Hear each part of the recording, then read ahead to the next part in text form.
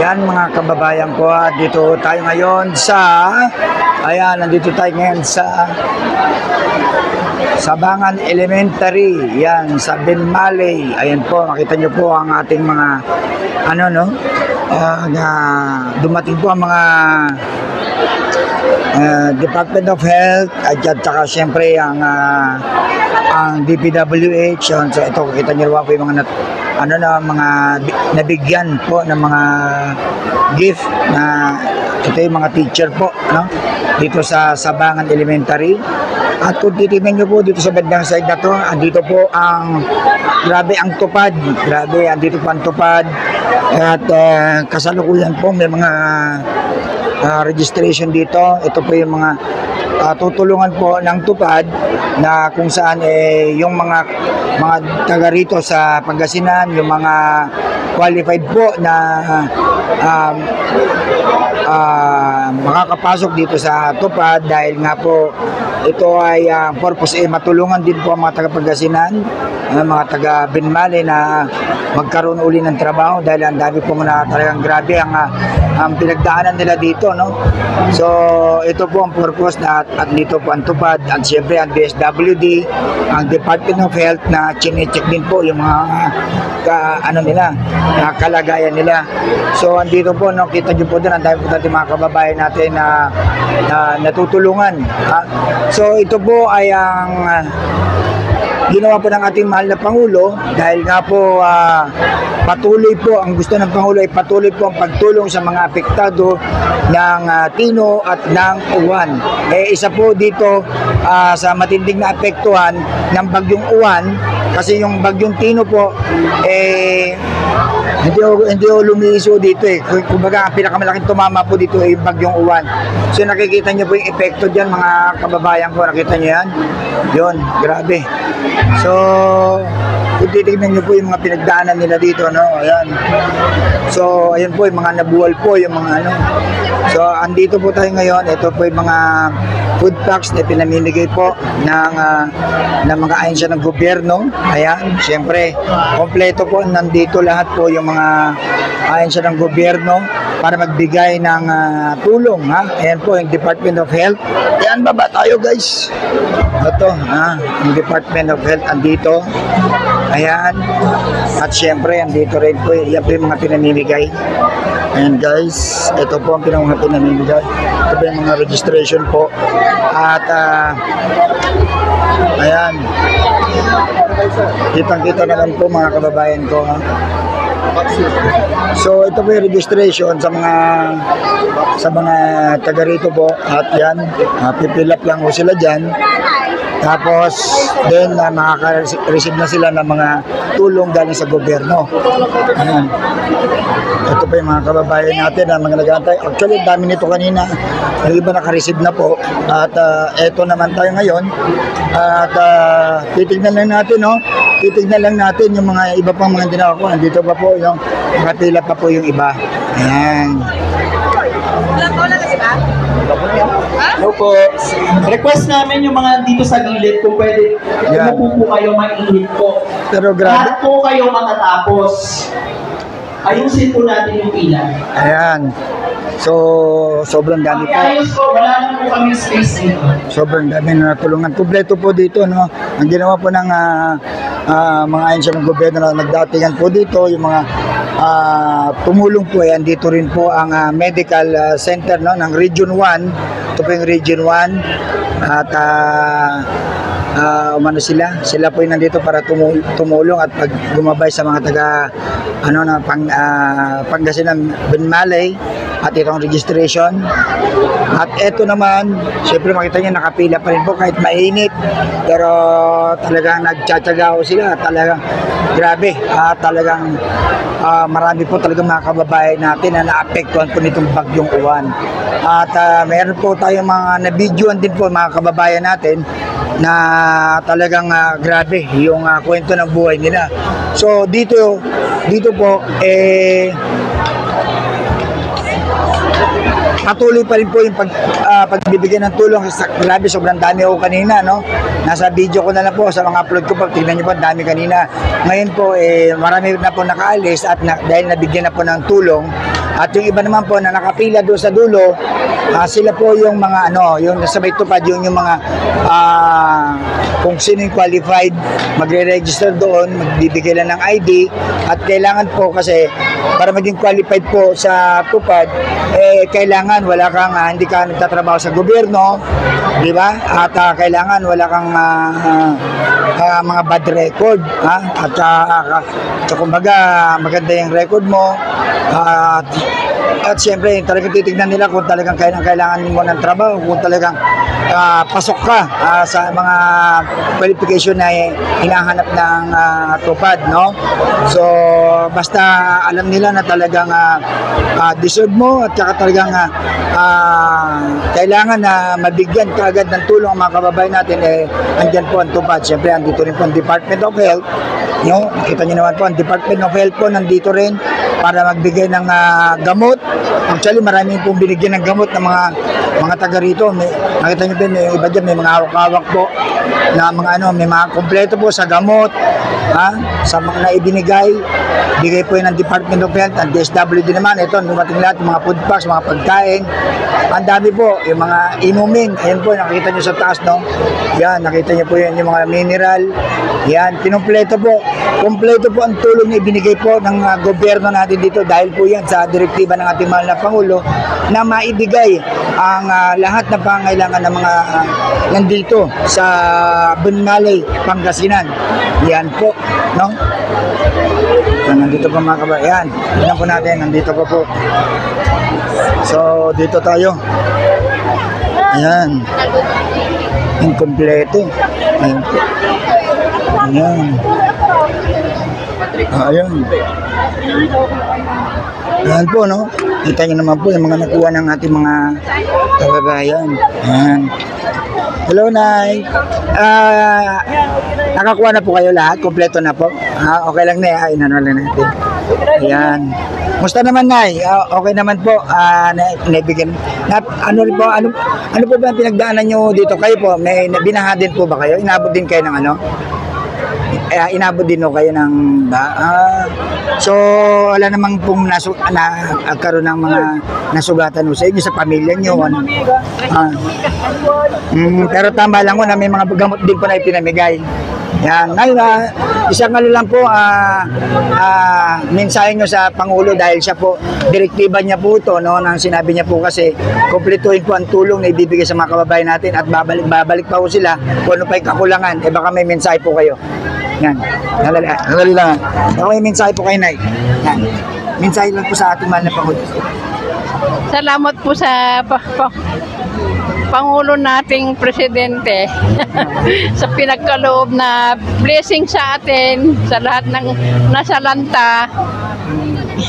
At maraming salamat din po sa Panginoon at ligtas po kami sa bagyong dumating. Talagang hindi nyo rin po inaasahan talaga na, no? Oo, hindi natin inaasahan na darating na malakas ang bagyo. Pero hindi lang po ba isang beses nangyari ito sa inyo? Dati ba may nangyari na rin dati na mga o ngayon lang talaga yung grabe? Dati nung bagyong nakaraang kasi doon kami na yung bahay namin, naalis yung mga bubong. Ganon. Pero sa nangyari po ngayon, mabilis po ba yung mga tulong na ibinigay po sa inyo ng gobyerno ngayon? Kumbaga, mabilis naman po, okay naman po. Okay naman po. Salamat po na yan. Maraming salamat. Thank you po. Ayan mga kababayan ko, nakita nyo naman yung mga na-interview natin, kita nyo naman yung mga tulong na ibinigay ng Pangulo natin. So ito po yung mga sila nanay, yung mga nakatanggap po. Ayan, kompleto po, no? Kompleto po, yan.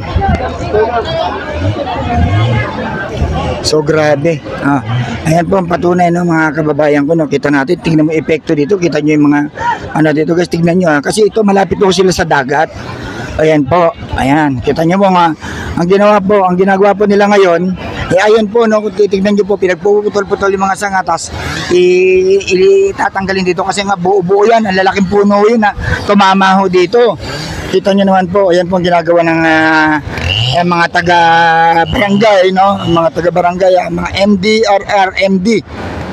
ano to, MDARMO. Ayan. Kita nyo po, grabe, no? Ang lalaki po niyan. Ang lalaki. Ayan. So, ito. Tuloy-tuloy. Tignan nyo po, no? Tignan din natin dito. Ayan po, lalaki ng puno. Ito po yung grabing tumama po dito sa, Binmalay, Pangasinan. Ito, ang lalaki ng puno. Grabe. Pinutol na po yan. Pero yung lalaki ho niya na tumama ho dito. Ayan, kung titignan nyo po, grabe. Kasi nasa gilid do sila ng dagat. At yung tabang naman yung kabila. O kaya talagang grabe, talagang naipit yung mga tao dito dahil sa lakas na po ng bagyong uwan, pati hangin ho. Ayan ho. Ayan. So, ayan po sila nanay. Ayan yung mga nakatanggap po ng tulong. Ayan. Kompleto po ang tulong ng DSWD. Ayan.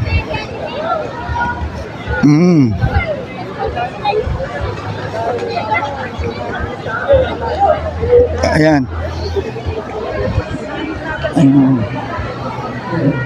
Ayan. Grabe, no? Ang dami.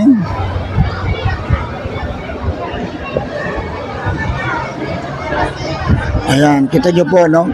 Kompleto. At address po tayo. kumukunti na rin siya dahil nga marami na po, nag-uwi na rin po yung iba at nakatanggap na po at masayang-masaya sila na kompleto po yung mga tulong. Ayan.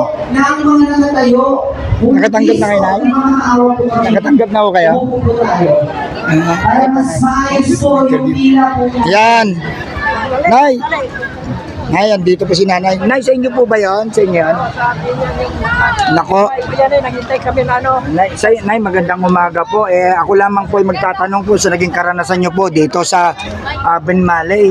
Karanasan. Ano naman po Ang karanasan namin sobrang hirap, sobrang nadamit ang bahay namin, sobrang taas ng alon, buhangin, tumabon sa loob ng bahay namin, pati daan namin, puno ng buhangin, kasi nagsalubong yung ilog sa kadagat, kaya sobrang lalim ng kuwan namin, hanggang taas ng bewang ang naranasan namin dito.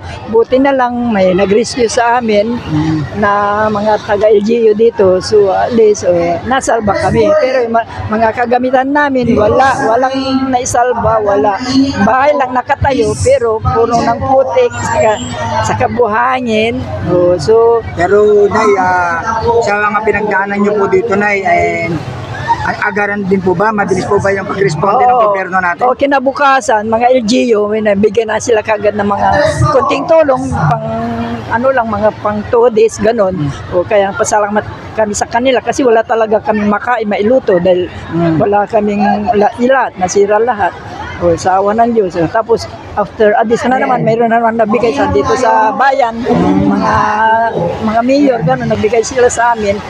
So, at least, naibsan na namin yung gutom namin. Ito, Nay, dahil po kaya kami nandito ngayon, dahil nasa direktiba po ng ating mahal na Pangulo, na gusto ng Pangulo, tuloy-tuloy po ang pagtulong sa mga taga-Pangasinan Binmalay. Ang sabi po ng ating mahal na Pangulo, kailangan maibigay lahat ng karampatang tulong sa mga taga-Binmalay. Ano po ang mensahe nyo sa ating mahal na Pangulo? Kami, mahal na Pangulo, kami po lubos nagpapasalamat sa mga tulong na binigay nyo sa amin. At least naibsan yung kalungkutan namin sa dinaraanan namin na bagyo na ito, na uwan. Kami pa parang panibagong buhay muli, magsisimula kami, kaya nagpapasalamat kami sa binigay mo sa amin na cash assistance, saka itong mga iba-ibang gamit na binigay mo sa amin. Sana ang hiling namin na huli, Pangulo, yung biwot sana malagyan na ng seawall kasi nawala na yung mga burol. So every time na may bagyo kaya high tide, yung alon diretso na agad sa bahay namin. Yung seawall po yung kailangan. seawall ang kailangan, ang pinaka sabi namin kaya nawala na sana ng pera ibigay, basta malagyan na ng seawall yung bahay namin kasi paano na ipapagaw ulit namin yung bahay namin. So pagka may bagyo o pagka may high tide na, yun na, dumidiritso na yung alon sa bahay namin. Tama po yung panawagan nyo na yan at maririnig po ng ating mahal na Pangulo at siyempre pag-uutusan niya po ang ang syempre andyan po ang DPWH, Oo, no? sana, oo. Oh, yan.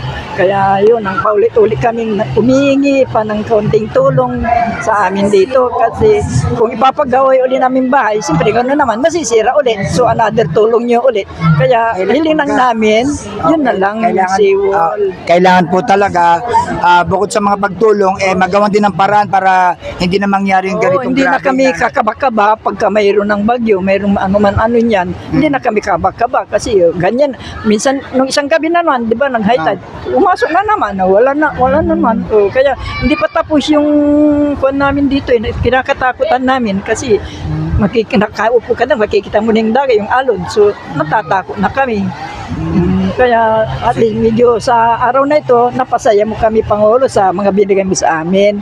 Kaya kami lubos-lubos na nagpapasalamat sa inyo. At least naibsa yung kalukutan namin. At ito ay panimula ng aming bagong buhay. Parang bagong buhay na lang kami po ngayon, Pangulo. Kaya kami pinananawagan sa hindi kami tumawag sa inyo, Pangulo, sa tuloy-tuloy ng pagtulong sana sa amin dito sa Malis, sa Bangan. Dahil sobra kaming apektuhan talaga ng bagyong uwan. At saka nakikita niya naman po ang ating mahal na Pangulo sa kabila ng mga nangyaring gulo sa Pilipinas ngayon, pero hindi ko pinapansin ng Pangulo yan.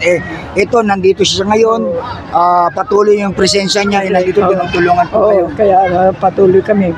Salamat sa lahat, Pangulo, na binibigay mo sa amin. Sana yung lang ang tanging hiling namin. Yung seawall na lang. Sana magpadala kayo ng nung titingin dito sa kwan namin para totoo itong sinasabi namin. Sana. Salamat po na yan. Maraming salamat po sa pagpapaulak po ninyo. Okay. Kaya nyo po, ipaparating natin sa mahal na Pangulo po. Makikita niyo po ito. Para hindi na kami kakaba-kaba pag may bagyo. Apo. Yun lang po ang tanging hiling po namin. Patuloy nyo kaming tuluyan at tulungan. Yun, salamat po na. Pero na yung mga natanggap nyo po, kumpleto po, may mga gamot, lahat. Maraming pagkain. kumpleto po yan. Yun, salamat po na Kumpleto yun. kayo. Salamat po. Din po Thank you sa po. inyo. Kaya, para makarating na ito ang hiling namin. Salamat po. Thank you. Thank you na. Yan, grabe. Nakita nyo naman po, no? Nakita nyo po, grabe, kung anong saya ni nanay, no? Kita nyo naman at sila po ay satisfied po sana itulong ng ating mahal na Pangulo. Di ba? Honorary rate number po Ayan. 366 ACQ. Pakitanggal na po. Salamat po. So, ayun po mga kababayan ko at yung update ko sa inyo, eto po, ayan, patuloy pa rin po ang mga tulong na ibinibigay ng ating mahal na Pangulo. Para sa inyong kaalaman po, kumpleto po yan, gamot, pagkain, mga dilata, cash assistance, at saka syempre yung mga mineral, andyan na rin po. Yung mga mineral na pinamimigay at syempre andito rin po ang tupad para magbigay ng trabaho sa mga nawalan ng hanap buhay dito sa Binmali. Eto, meron pa silang pag-asa makabangon muli dahil bukod sa mga cash assistance magbibigay din po ng trabaho sa mga taga Binmali, Pangasinan. So, ayan lang po mga kababayan ko. Hanggang sa muli, at ito pa yung likod, Papa Trix TV. Pakishare nyo po itong video na to. At sobrang salamat po sa ating mahal na Pangulong PBBM dahil patuloy po ang kanyang pagtulong sa mga kababayan natin dito sa Binmali. Ayan po, nandito po tayo sa Sabangan Elementary School, Binmali, Pangasinan. At salamat po sa ating mahal na Pangulo sa walang sawa niyang pagtulong sa mga kababayan natin. At sa mga taga Binmali po, wag po kayong mag-alala dahil patuloy po ang pagtulong ng ating mahal na Pangulo sa mga kababayan natin at lalo na sa mga nandito na talaga napamahal na Pangulo sa mga taga Pangasinan. Alam naman natin na ang Pangasinan din po ang isa sa mga malaki ang sinuporta ng kampanya sa ating mahal na Pangulo. Kaya salamat po sa mga taga Pangasinan. Ilan po, bye bye guys.